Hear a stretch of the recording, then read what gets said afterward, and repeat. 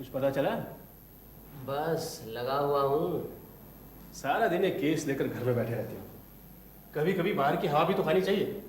कई दिनों से केस उलझा पड़ा है, बस एक बार सुलझ जाए, इस जालसाज को गिरफ्तार करवा दूं, फिर दार्जिलिंग चलेंगे हवा खाने।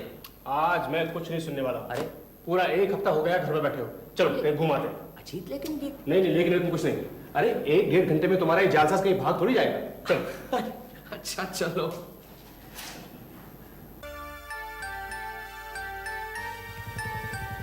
अच्छा हुआ यहाँ घूमने आ गए। अच्छा थैंक यू। काफी हल्का महसूस कर रहा हूँ। उस जालसाज की कलाई आज खुली जाएगी। अरे मोहन, अरे अजीत। अरे यहाँ का एक जमाने के बाद। हाँ अजीत, बहुत दिनों बाद मुलाकात हुई। और क्या कर रहे हो आजकल? अरे करना क्या है, डॉक्टरी पास की है, प्रैक्टिस कर रहा हूँ। मोहन और मैं स्कूल में इंटर तक एक साथ थे। उसके बाद मोहन मेडिकल में चला गया। मोहन, ये मेरे मित्र ब्योमकेश बख्शी। नमस्कार। अच्छा अच्छा, नमस्कार। शुरू शुरू में शक होता था कि आपके कीर्ति प्रचारक क्या हमारे बचपन के मित्र अजीत बनर्जी ही हैं, लेकिन यकीन नहीं होता था। कहाँ ब्योमकेश बख्शी और कहाँ अरे भाई, ये तो इन्हीं की मेहरबानी है, मुझे अपने साथ घसीट लाया है। हाँ। और कहाँ जा रहे हो? बस यूं ही जरा, वैसे कोई खास जल्दी नहीं है।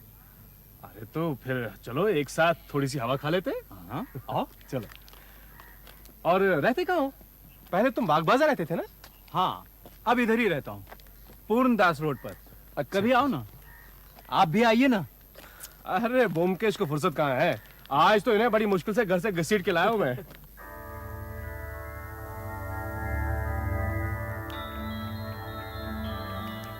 आप कुछ कहना चाहते हैं तो कहिए ना। वो सोचा इतनी छोटी सी बात के लिए आप जैसे व्यस्त आदमी को क्या परेशान करूं। अरे कहो ना, क्या बात है? कम से कम कुछ दिनों के लिए इन्हें उस जालसाज से छुटकारा तो मिल जाएगा। कौन जालसाज? है कोई, लेकिन बहुत परेशान कर रहा है। तुमको क्या बात है? मेरी बात सुनकर ब्योमकेश बाबू हंसेंगे। अगर हंसने की बात होगी तो जरूर हंसेंगे।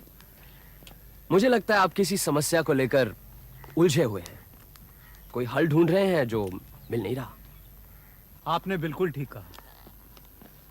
दरअसल मेरे एक मरीज हैं, उन्होंने मुझे इतना परेशान कर रखा है कि क्या बताऊं। मुझे ही क्या, सारे घर वालों को तंग कर रखा है, किसी की कुछ सुनते ही नहीं। मोहन, ऐसा करते हैं, वहां वो बेंच है ना, उस पर बैठते हैं। वहां बैठ के तुम सब कुछ खुल के कहो। आओ ब्योमकेश। हाँ, आप बोलो। यहाँ के एक बहुत बड़े रईस हैं, महीने में करीबन 40,000 की आमदनी है, और भी चारों तरफ बहुत जायदाद है। इसी परिवार के कर्णधार हैं नंद दुलाल बाबू, यानी मेरे मरीज। अब 55 के होंगे, लेकिन देखने में 70 के लगते हैं। जैसे जैसे उम्र बढ़ती जा रही है, वैसे वैसे चिड़चिड़े, बददिमाग, उजड़ और कुरूर होते जा रहे हैं। सच, इतना नीच स्वभाव का आदमी मैंने कभी नहीं देखा। अपनी जवानी में काफी अय्याशी कर चुके हैं, और वही सब कुछ अब इस उम्र में भी करना चाहते हैं, लेकिन शरीर ने जवाब दे दिया है, कुछ कर नहीं पाते। इसलिए सारी दुनिया से नाराज हैं, और अब बिस्तर में पड़े रहते हैं, चलने फिरने की भी ताकत नहीं रही। अभी तक जिंदा कैसे हैं, यही ताज्जुब की बात है। वैसे कोई ताज्जुब भी नहीं, लोग तरह तरह के नशे करते हैं, शराब, गांजा, चरस, कोकेन, लेकिन कभी मकड़ी के रस का नशा करते सुना है? मकड़ी का रस? ये कौन सा नशा है? एक तरह की मकड़ी होती है जिसके शरीर से यह जहरीला रस पीस कर निकाला जाता है। तरंतुला डांस। किसी जमाने में स्पेन में इस मकड़ी की चुभन को लेकर लोग बेतहाशा नाचते थे। एक तरह का उत्तेजक जहर है, लेकिन हमारे मुल्क में किसी को इस्तेमाल करते नहीं सुना। बिल्कुल ठीक, तरंतुला। साउथ अमेरिका में स्पेनिश बोलने वाले इलाकों में यह नशा बहुत प्रचलित है। तरंतुला रस एक तीव्र घातक जहर है, लेकिन थोड़ा थोड़ा लेने से शरीर की नसों में ताजगी आती है और उत्तेजक का काम करती है। हमारे नंदुलाल बाबू अपनी जवानी में यही नशा करते थे, लेकिन आज जब उनका शरीर जर्जर होकर टूट चुका है तो वो ये नशा छोड़ नहीं पा रहे हैं। जब मैं उनका पारिवारिक डॉक्टर बना तो मैंने कहा ये नशा फौरन छोड़ना पड़ेगा, लेकिन नंदुलाल बाबू कहाँ सुनने वाले। मैंने भी कहा मैं इस नशे को आपके घर में घुसने नहीं दूंगा, देखें आप क्या करते हैं। उन्होंने कहा है देखते हैं कौन माई का लाल रोकता है मुझे। अरे ये मेरी जिंदगी है, मैं जो चाहूंगा करूंगा। हालांकि उनकी पत्नी और उनके 2 लड़कों ने उनके पर पहरे बिठा रखे हैं और वो खुद भी पंगु होकर बिस्तर में पड़े रहते हैं, लेकिन पता नहीं कैसे इस तमाम रोकथाम और सतर्कता के बावजूद वो मजे से ये जहर पिए जा रहे हैं। पता नहीं इस शख्स को कहां से और कैसे ये मकड़ी का रस मिल रहा है। यही हमारी समस्या है। अगर आप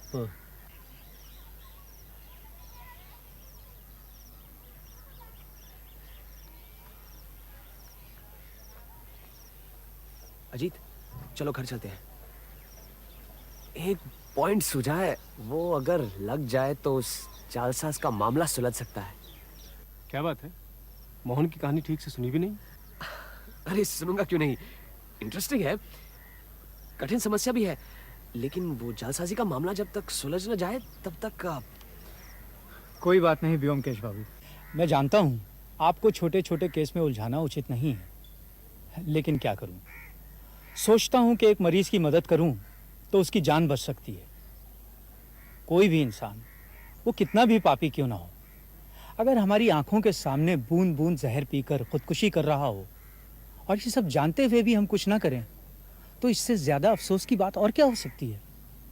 कम से कम मेरे लिए तो है ही।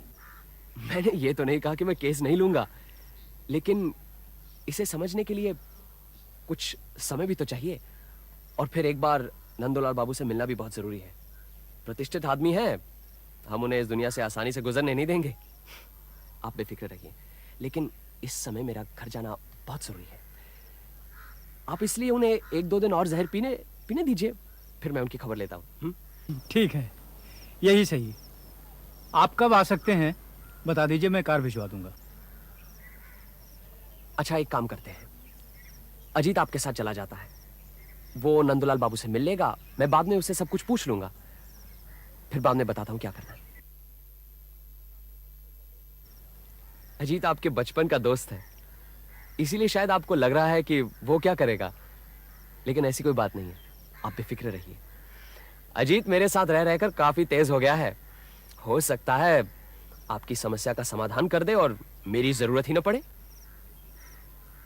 ठीक है, अजीत को ही लिए जाता हूँ, लेकिन अगर अजीत कुछ नहीं कर पाया तो? अरे फिर मैं तो हूं ही ना। अजीत, हाँ, सब कुछ ध्यान से देखना, कहाँ रहते हैं, कौन मिलने आता है, क्या कहता है, सब नोट कर लेना, ठीक है? अब मुझ पे विश्वास किया है तो देखना, कुछ करके दिखाऊंगा। आखिर इतने दिन तुम्हारे साथ रहा हूँ, कुछ तो सीखा ही होगा। अच्छा, अब आप दोनों जाइए, मैं घर पर ही हूँ, इंतजार करूंगा। ठीक है, हाँ जी।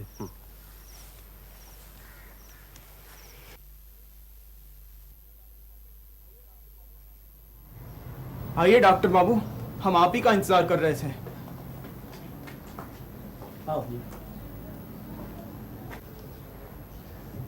ये मेरे पुराने मित्र हैं, फिलहाल मशहूर डिटेक्टिव व्योमकेश बख्शी के साथी हैं। इन्हें तुम्हारे पिताजी का केस समझाने गया हूँ, शायद कोई फायदा हो जाए। हाँ हाँ, क्यों नहीं, आइए आइए। आओ जी। आइए। ये नंदुलाल बाबू के बड़े लड़के अरुण हैं। नमस्ते। नमस्ते। अच्छा, तुम्हारे पिताजी क्या कर रहे हैं? करेंगे क्या, वही उपन्यास लिख रहे हैं। आज फिर लिए? हाँ। अरे कौन है? भागो यहाँ से, मैं लिख रहा हूँ। पिताजी, डॉक्टर बाबू आए हैं। क्यों मेरे पीछे पड़े हो? चले आते मेरी देखभाल करने, बेवकूफ। शांति से काम भी नहीं करने देते। चलो भाई, दरवाजा खोल दे। सब ठीक है ना?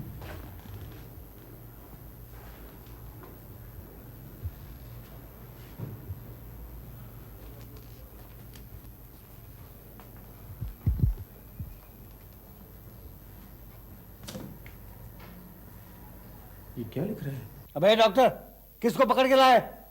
पूछते हैं मैं क्या लिख रहा हूं। कोई नहीं, मेरे एक पुराने मित्र हैं। बताओ साले को, तुम भी भाग जाओ। सब मेरे रुपए खाने के चक्कर में पड़े। गेट आउट, चोर साले। तुम उधर बैठ जाओ और जो कुछ नोट करना चाहो नोट कर लो। बाद में अगर कुछ पूछना चाहो तो पूछ लो। ओके?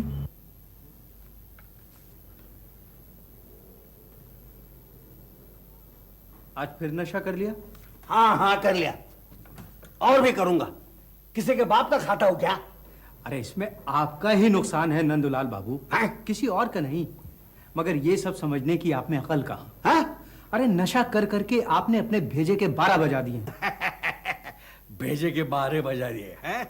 तुम्हारे भेजे में तो काफी अक्ल है ना, फिर क्यों नहीं कुछ पकड़ पा रहे हैं? चारों तरफ पहरा बिठा दिया है, फिर भी कुछ नहीं कर पाए हैं? बोलो, आज एक नया बांगलू ले आए, वो क्या करेगा? उसके खोपड़ी में क्या तुम्हारी जैसी अक्ल है? बोलो। ओ, क्या देख रहे हो इधर उधर? हैं? कुछ नहीं मिलने वाला है। आपसे तो बात करना भी झक मारी है। हैं? कीजिए जो मन में आए। वो तो करूंगा ही। है कोई मुझे रोकने वाला? 2 डॉक्टर आ गए। अरे डॉक्टरों की फौज बुला लो, फौज, फिर भी कुछ नहीं मिलने वाला। बड़े आए मुझे डराने वाले। हैं? देख लिया ना, ये मुसीबत है। कुछ किया जा सकता है? लेकिन ये सब लिख क्या रहे हैं? अरे सब बकवास, गंदी गंदी गालियों से भरी दुनिया भर को हिदायतें। ये अपने आप को बहुत बड़ा साहित्यिक समझते हैं, उपन्यासकार। कभी लाल स्याही से कभी काली स्याही से अनाप शनाप लिखते रहते हैं। ये समझते हैं कि कलकत्ते के सारे संपादक बेवकूफ हैं, क्योंकि वो इनकी कलाकृति लौटती डाक से वापस भेज देते हैं। कोई नहीं छापता। क्या पट्टी बढ़ा रहा है? हैं? और आप हजरत, आप है कौन? हैं? मेरे घर में घुस आए? ये क्या धर्मशाला है? भागो यहां से। यहां ज्यादा होशियारी झाड़ने की जरूरत नहीं, समझे? चुपचाप यहां से चलते बनो, मैं तो धक्के मार के निकलवा दूंगा। दुनिया भर के चोर उचक्के बदमाशों ने डेरा डाल रखा है मेरे रुपयों को श्राद्ध करने। आप बुरा न मानिए, नशे में पिताजी अनाप शनाप कुछ भी बोलते रहते हैं। ये बीमार है, मैं इनकी बातों का बुरा क्यों मानूंगा? हट! कोई बकवास नहीं करेगा। अरुण, निकल दो इन दोनों को यहां से। देख लिया कितना भयानक नशा है, जो अच्छे भले इंसान को हैवान बना देता है। ये क्या लिखते हैं, देख सकता हूं? हाँ हाँ, जो मर्जी आए देखो। ये सिर्फ चिल्लाते रहते हैं, उठ नहीं पाते। इनकी सारी हिंसा सिर्फ जुबानी है।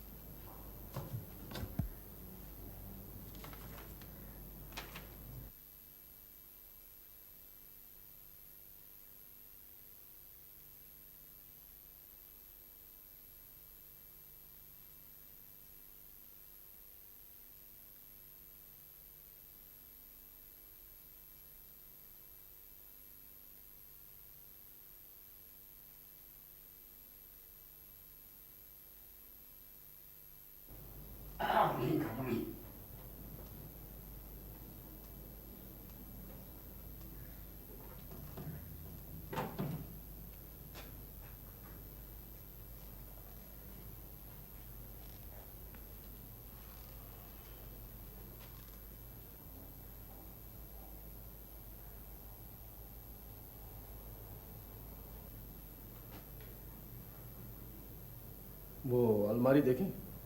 हाँ हाँ, चलो ना।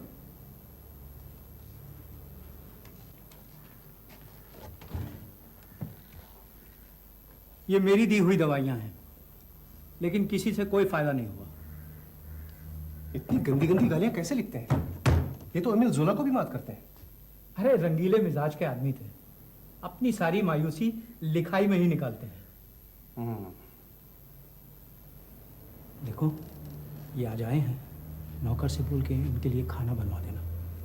किसी तरह की। सुनो, तुम्हारे पिताजी इसका इस्तेमाल करते हैं? कभी देखा तो नहीं, इस्तेमाल करते तो खुशबू जरूर मिलती। कितने दिनों से है यहाँ? सालों से। अबे ओ नए डॉक्टर, चुपचाप वो गुलाबदानी रख दे, तेरे बाप का माल नहीं है।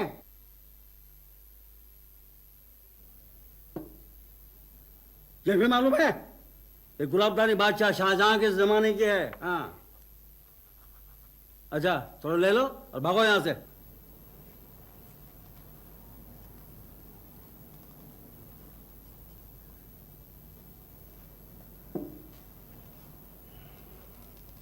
और कुछ देखना है?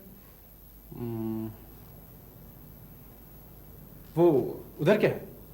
बाथरूम, आओ।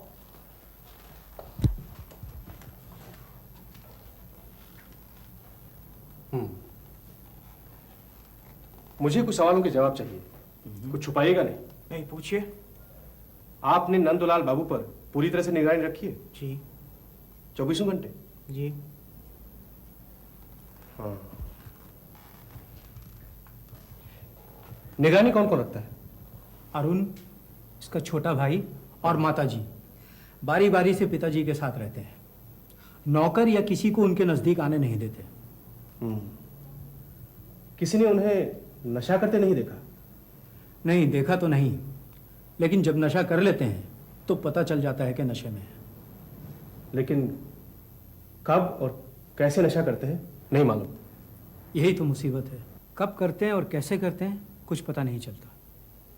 पहले सोचा बाथरूम में रखा होगा, वहां ले लेते होंगे, लेकिन बाथरूम के कोने कोने की तलाशी ले ली, वहां कुछ भी नहीं मिला। और फिर क्या बाथरूम भी अकेले थोड़ी जाते हैं, कोई ना कोई हमेशा साथ ही रहता है। नशे की चीज कैसी है, किसी ने कभी देखा है? पहले जब खुलेआम पीते थे तब देखा था। पानी या शरबत के ग्लास में 2-3 बूंद डालकर पीते थे। उस जैसी कोई चीज घर में है क्या? हमने घर की सारी तलाशी ले ली, कहीं भी कुछ नहीं मिला। फिर उन्हें नशा मिलता कैसे है? क्या पता, यही तो मिस्ट्री है। अच्छा, आप तीनों के अलावा इस घर में कोई और आता है? कोई नहीं, डॉक्टर बाबू के अलावा। कभी भी कोई नहीं आता? कभी कभी पोस्टमैन आता है, पिताजी की रजिस्ट्री चिट्ठी आती है। रजिस्ट्री चिट्ठी कहाँ से आती है? कलकत्ते से ही आती है। एक औरत है, रेबेका लाइट, पिताजी की पुरानी जान पहचान है, वही भेजती है। उस रजिस्ट्री चिट्ठी में क्या होता है, कभी देखा है? जरूर देखा है। लिफाफे में 1 या 2 दस्ता सफेद फुलस्केप कागज रहता है। जो कागज अभी अभी उनके बिस्तर पर बिखरे पड़े थे ना, उसी पर लिखते रहते हैं। 1 या 2 दस्ता? इनके चारों तरफ तो रिम के रिम कागज पड़े रहते हैं। हाँ हाँ, मगर ये रजिस्ट्री हर हफ्ते या 10 दिन में आती रहती है। अच्छा, इस रजिस्ट्री का लिफाफा है आपके पास? वो तो हम फेंक देते हैं, फिर भी देखता हूँ। ये औरत जो ये रजिस्ट्री भेजती है, कभी मिले हो इससे? अरे उनकी पुरानी गर्लफ्रेंड है, उससे क्या मिलना। सभी जानते हैं इन दोनों के बारे में। अब तक रुपया भेजते रहते हैं उसके पास। कैसे? जब चल फिर सकते थे तो खुद जाकर दे आते थे, अब खुलेआम मनी ऑर्डर भेजते हैं। 100 रुपया महीना। बतौर पेंशन? हाँ, यूं ही समझ लो। अच्छा, ये औरत रहती कहाँ है? यहीं ओल्ड पोस्ट ऑफिस रोड पर। कहते हैं कि वो मकान भी इन्होंने ही लेकर दिया है उसे। हाँ।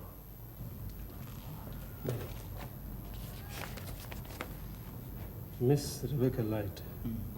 अच्छा, मैं अगर इस औरत से मिलूं तो तुम्हें कोई ऐतराज तो नहीं? नहीं नहीं, शौक से मिलो, लेकिन ये नशीली चीजें वहां से नहीं आती हैं, ये हमने पता लगा लिया है। फिर भी अच्छा, तुम्हें पूरा यकीन है कि इस लिफाफे में सफेद कागजों के अलावा और कुछ नहीं होता? चिट्ठी पहले यही खोलते हैं, अच्छी तरह से देख लेते हैं, और फिर वही चिट्ठी खुली हुई पोस्टमैन लेकर अंदर जाता है और रसीद पर दस्तखत करा लेता है। हर बार आप ही खोलते हैं? जी हाँ, हर बार। ये चिट्ठी कब से आती है? तकरीबन पिछले 6 महीने से, या यूं समझ लो जब से इनके पिताजी ने खाट पकड़ी है।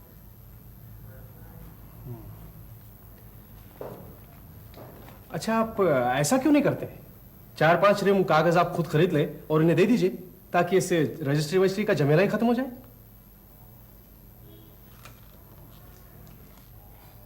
अरुण चला गया शर्म से। वो अपने बाप की बदनामी नहीं सुनना चाहता था। कहा ना, रिबेका उनकी रखेल है। स्वीडन का स्पेशल कागज मंगवाने के बहाने उसे रुपया भेजते हैं, ताकि घर में कोई झमेला ना हो। क्या वाकई में ये कागज स्वीडन का है? क्या मालूम? अच्छा, इस कागज का एक सैंपल मिल सकता है? अरे एक क्या, चाहो तो पूरा रीम ले जाओ। इस घर में अगर किसी चीज की ज्यादती है तो बस इस कागज की। मुझे तो लगता है हर छठे दिन आ जाते हैं ये कागज। और कुछ पूछना चाहते हो? नहीं, फिलहाल तो कुछ नहीं। मैं जरा ब्योमकेश से मशवरा करता हूँ, उसके बाद तुम्हें बताता हूँ। ठीक है, मैं 9 और 12 के बीच यहाँ रहता हूँ। टेलीफोन नंबर लिख लेना, जैसा हो मुझे बताना। ठीक है।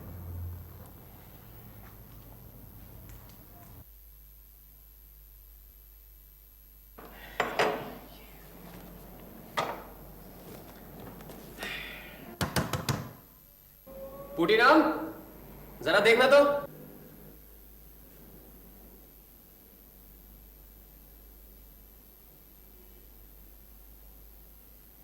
क्या कर रहा है? अजीत आया, खोल।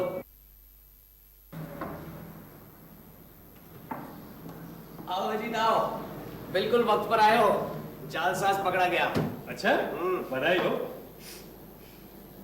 मामला क्या है? हैं? तुम तो इतने शौकीन नहीं थे, ये खुशबू कहां से लगा है? लगाई नहीं है। हाँ। ये जेब में रख कर लाया हूँ। अच्छा। अच्छा, तुम्हारे उस दोस्त के केस का क्या हुआ? सुलझा दिया मामला? नहीं, अभी नहीं। कोई सुराग मिला? मिला भी है और नहीं भी। मोहन का ये मरीज सचमुच ही बहुत ही बदमिजाज और घटिया किस्म का इंसान है। मैं तो कहूंगा रुको रुको, अब मुझे बहुत भूख लगी है। मैंने पुटीराम से कहा है आज कुछ स्पेशल बनाकर खिलाए। अच्छा, आज डटकर खाएंगे, फिर मैं सो जाऊंगा। पिछले 2 महीने से इस केस में उलझा हुआ। फिर तुम सुबह अपने इस घटिया किस्म के आदमी के बारे में बताना मुझे। बिल्कुल। मैं भी बहुत थका हुआ। चलो पुटीराम, खाना लगाओ। ये लिफाफा, ये कागज और ये खुशबू, मेरे ख्याल से उस रुपहरी शीशी जिसमें से मैं ये सुगंध लाया हूं, उससे एनालाइज किया जा सकता है। शायद कुछ मिल जाए। क्या मिलेगा? मकड़ी का रस? सुगंध बढ़िया है।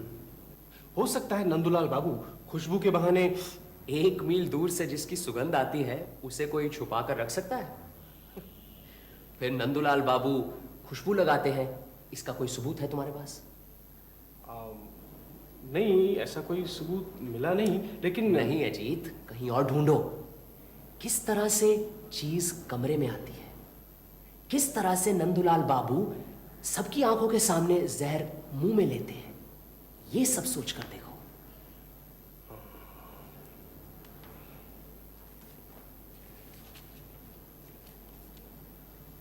हाँ, क्या कुछ पता चला? मुझे लगता है कि मकड़ी के रस का रहस्य पता चल गया। वेरी गुड, बताओ। मैंने नंदूलाल बाबू के कमरे में चारों तरफ बड़े बड़े मकड़ी के जाले देखे। मुझे लगता है कि मकड़ियां वो पकड़ पकड़ कर खाते हैं। You are a genius Ajit बबुआ। दीवार की मकड़ी खाने से कोई नशा नहीं होगा, बल्कि सारे शरीर में फुंसियां निकल आएंगी। ये तो है। हाँ, ये लिफाफा, चलो उस औरत से मिलते हैं। क्या पता वहां से कुछ पता चले। मिल सकते हैं, लेकिन अगर उसे कुछ मालूम भी होगा तो वो बताने वाली नहीं है। उनकी पुरानी दोस्ती है, क्या दोस्ती नहीं निभाएगी?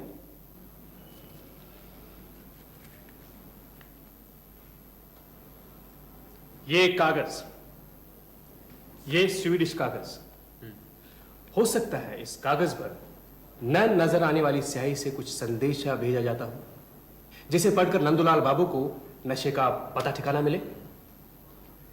अच्छा, मान लो ये भी ठीक हो, लेकिन नशे वाली चीज तो कहीं होगी। बिल्कुल ठीक। इस कागज से भी कुछ नहीं होने वाला।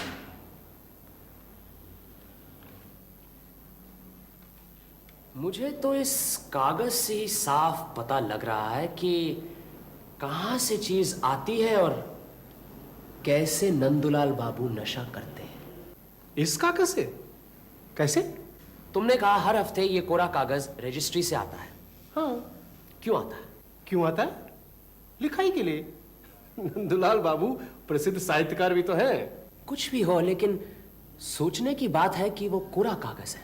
अरे तो क्या हुआ, कागज तो कोरा हो गई। अगर कागज कोरा है तो रजिस्ट्री करने की क्या जरूरत है? अब हर हफ्ते कागज भेजा जाता है, महीने में एक बार क्यों नहीं भेजा जाता? मतलब? रुपया महीने में एक बार भेजा जाता है। हाँ। तो फिर कागज भी महीने में एक बार भेजा जाना चाहिए। अरे ये तो कोई बात नहीं हुई। अरे हफ्ते में भेजे या महीने में, इससे क्या फर्क पड़ता है? फर्क पड़ता है, अभी पता चल जाएगा। उस औरत रिबेका को रुपया भेजा जाता है, हाँ? तुम्हें मालूम है क्यों? वो इसलिए कि क्योंकि वो उसकी आश्रिता है। बस यही?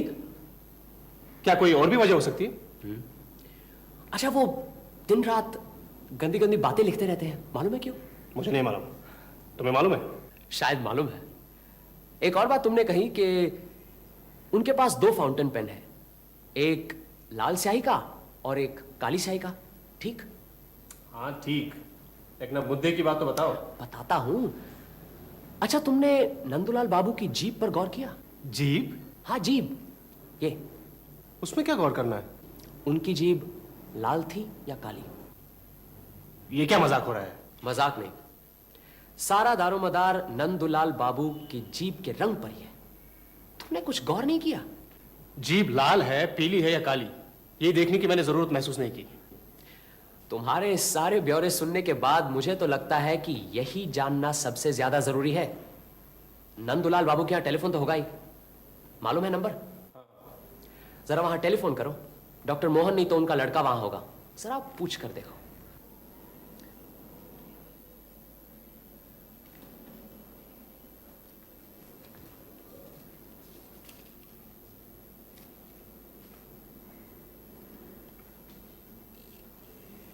अब जीभ लाल ही सही, पान खाने से जीभ लाल नहीं होगी तो और क्या होगा?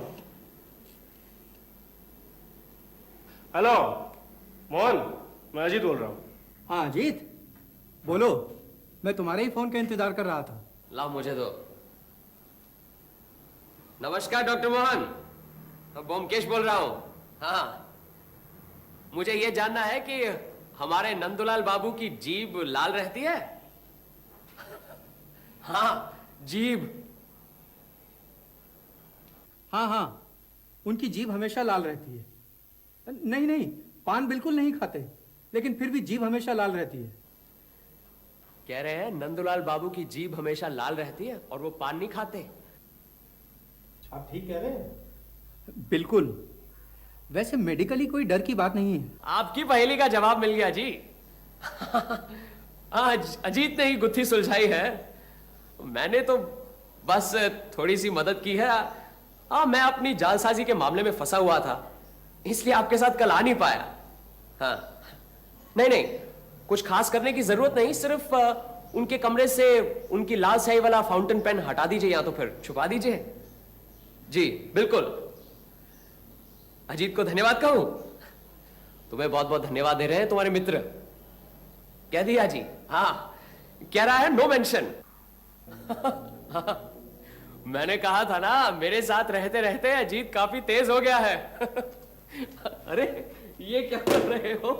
चलो नंदुलाल बाबू के यहाँ जाना है। क्यों?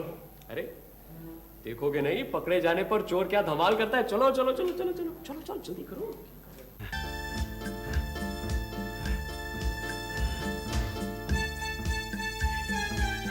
अरे अरे ये क्या बदतमीजी है? अरे मेरा लाल स्याही का फाउंटेन में ला फौरन। अरे डॉक्टर के बच्चे, तुझे मैं जूते से पिटवाऊंगा। अरे मेरी लाल स्याही लाओ ना। अरे साले, कल कहीं से एक पाखंडी को पकड़ लाया, साले को कुछ मालूम नहीं, और मेरी लाल स्याही वाली फाउंटेन पेन छीन लिए। अरे अरुण डॉक्टर, अरे मैं लाल स्याही पेन डॉक्टर अरुण। इनका बायां हाथ क्या इसी तरह कांपता रहता है? जी। पिताजी को कुछ होगा तो नहीं? इन्हें नशे की चीज नहीं मिल रही, इसलिए परेशान है। ये विड्रॉल सिम्टम्स है। डॉक्टर बाबू, ट्रैंक्विलाइजर का इंजेक्शन तैयार रखिए, सो जाएंगे, मैं देखता हूँ। दैट्स राइट, मैं इंजेक्शन तैयार करता हूँ।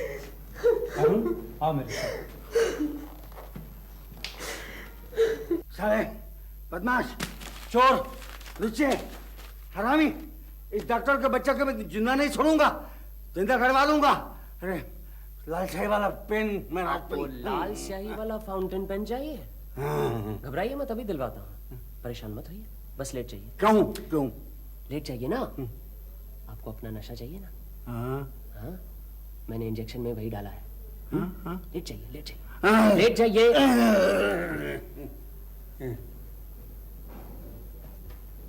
डॉक्टर मोहन,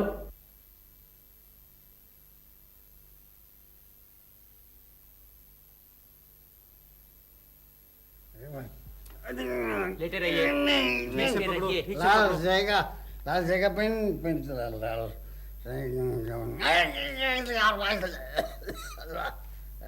लाल जाएगा लाल पेन लाल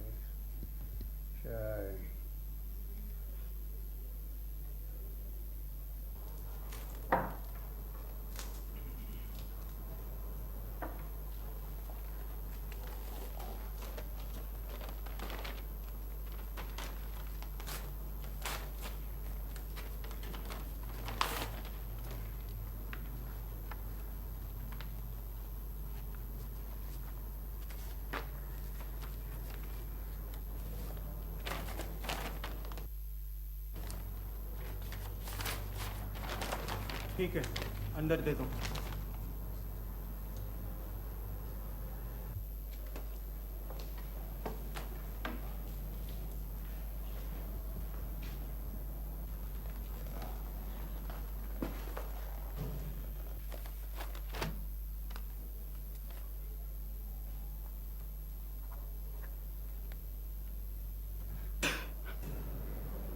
कब से चल रहा है ये सब? हुजूर मैं बहुत गरीब आदमी हूँ हुजूर। इस गरीब आदमी को कितने रुपए मिलते हैं इस काम के?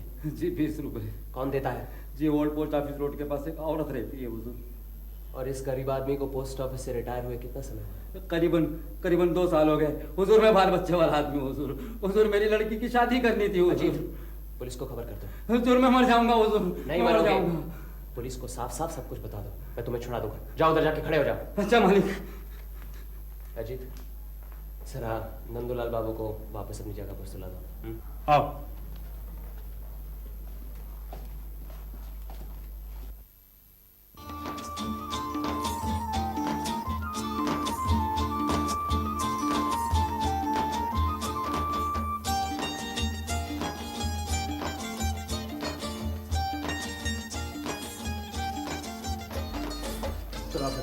आइए।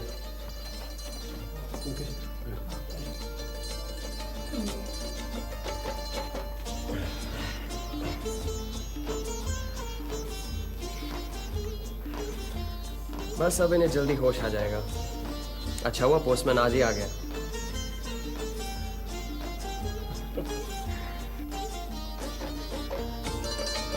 अब आप यहां बैठिए, इन्हें आपकी जरूरत है।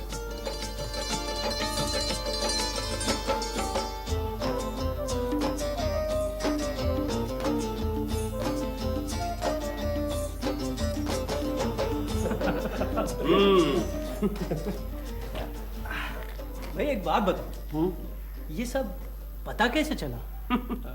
अजीत, तुम ही बता दो, शुरू से तुम ही लगे हो इस केस में। हाँ हाँ बताओ ना। नहीं, तुम ही बताओ, तुम्हारे कहने का स्टाइल अच्छा है ना। बिगड़ते क्यों हो? ठीक है, मैं ही बताता हूँ। सीधी सी बात है, नंदूलाल बाबू के कमरे में 5 आदमी आते हैं। 5 नहीं 4, मैं, माता जी और ये 2 भाई, 4 हुए ना? जी नहीं, 4 नहीं, 5। 5वां आदमी वो रजिस्टर्ड पार्सल लाने वाला पोस्टमैन। अब ये तो साफ जाहिर है कि उन 4 में से किसी ने नंदलाल बाबू को जहर तो नहीं दिया, इसीलिए सारा शक उस 5वें आदमी पर यानी कि पोस्टमैन पर पड़ता है। आप लोग ने लिफाफे की तहकीकात की, कोरे कागजों को उलट पुलट कर देखा, आप लोग समझते थे कि जरूर उस लिफाफे में ही कुछ होगा, लेकिन ऐसा नहीं है। असल में जहर पहुंचाने वाला लिफाफा नहीं, बल्कि उस पोस्टमैन का फाउंटेन पेन था। रजिस्ट्री करके कोरे कागज भेजने का मकसद ही यही था, ताकि वो पोस्टमैन नंदूलाल बाबू के कमरे में दाखिल हो सके। एक और गलतफहमी थी। आप सबको शक था उस औरत पर, जहां रुपए भेजा जाता था बतौर उसके पेंशन के। असल में मनी ऑर्डर भेजा जाता था मकड़ी के रस की कीमत और पोस्टमैन की फीस चुकाने के लिए। और नंदूलाल बाबू को लिखने का कोई शौक नहीं था, वो लिखते थे ताकि उनका नशा उनके पास रहे। जब जी चाहा लिखते लिखते लाल स्याही वाले कलम से थोड़ा सा चूस लिया, बस हो गया नशा। बहुत बहुत धन्यवाद व्योमकेश बाबू। उस दिन अचानक अगर आपसे मुलाकात नहीं होती तो हम तो ये रहस्य कभी नहीं जान पाते। ऐसा ही होता।